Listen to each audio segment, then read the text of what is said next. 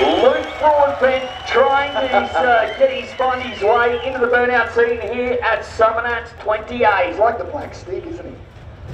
Hey, Wow. James, there was a few drift fans out there too, which is good to see. He's done a good job, I tell you what. Let's see if he can drive the thing off. It took him a little while to realise that V8's just to do it.